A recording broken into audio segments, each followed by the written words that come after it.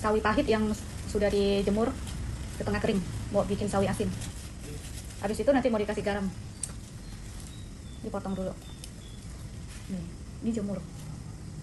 Harusnya dia utuh, gede kayak gitu. Ini karena kemarin si Mbak udah copot-copotin buat jemur, ya udah terlanjur ya. Harusnya nggak boleh. Kalau sawi asin harus utuh gede kayak gitu. Hasilnya lebih cantik. Kalau orang jual kan satu ikat gede-gede kayak gitu, pecah-pecahan kecil-kecil begini. Udah terlanjur nggak bisa pasang kembali. Kali ini saya bikinnya pakai tepung beras. Gimana rasanya? Udah pasti kita kan pakai garam dulu ya, ini digosok-gosok gitu ya, biar meresap garamnya, agak layu dikit. Terus saya pakai tepung beras. Aku mau aduk air terus masukin di wadah, merendam pakai tepung beras.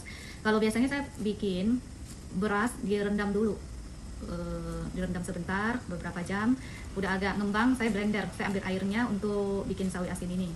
Tapi kali ini saya pakai tepung beras, saya mau cobain.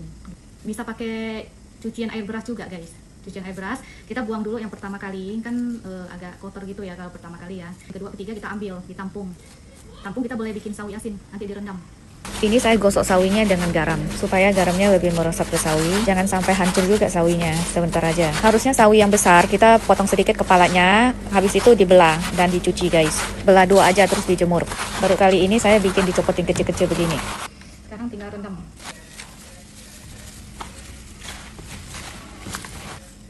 Kalau bagus diikat ya guys, pakai tali kasur atau pakai sawi yang panjang, caisin yang panjang diikat.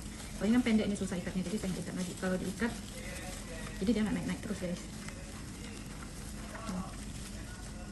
Saya bentuk begini aja dong. Kalau saat direndam tidak boleh sawinya lebih tinggi dari air rendamannya, nggak boleh. Sawinya itu nggak boleh ngapung ke atas, nanti busuk. Kalau sampai ngapung ke atas, dia harus kerendam sama airnya. Ini tepung beras biasa, saya campur dengan sedikit air, supaya nanti kalau campur ke air tidak ada yang menggumpal. Saya bikinnya tidak pakai takaran, cuma pakai feeling aja guys. Aduk-aduk sebentar sampai rata.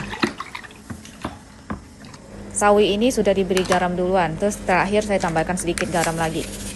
Setelah selesai, di dalamnya itu harus ditutup dengan pemberat. Saya menggunakan piring, di atasnya saya tambahin batu ulekan.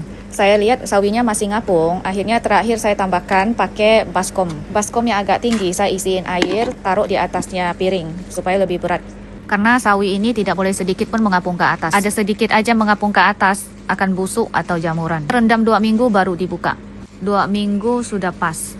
Hasilnya bagus, warnanya cantik. Air rendamannya sudah saya buang, ini air bersih. Saya sengaja rendam sebentar di sini. Rasanya pas, asamnya pas, asinnya juga pas. Nanti saya mau angkat, saya tiriskan, terus saya simpan di dalam toples. Supaya lebih tahan lama, saya mau masukin ke dalam kulkas. Biasanya saya iris kecil-kecil terus ditumis dengan ikan teri. Bisa juga dimasak sup bebek atau ayam. Sup tulang juga bisa.